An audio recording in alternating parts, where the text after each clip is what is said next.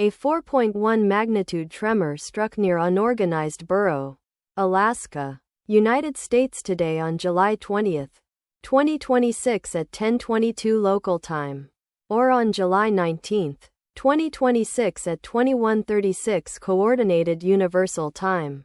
As reported by the USGS on its website, the earthquake was located at a shallow depth of 34.0 kilometers below the surface, at coordinates latitude 51.9557 and longitude 176.3277. The exact magnitude, epicenter and depth of the quake might be revised within the next few hours or minutes as seismologists review data and refine their calculations, or as other agencies issue their report.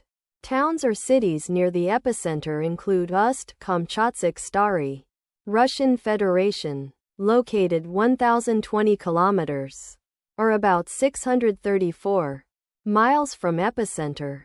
Klyuchi, Russian Federation, located 1,119 kilometers, or about 695 miles away. Tilichiki, Russian Federation, located 1,135 kilometers, or about 705 miles away. Ossora, Russian Federation, located 1,161 kilometers, or about 721 miles away. The recommended course of action is to be vigilant for possible aftershocks that may occur.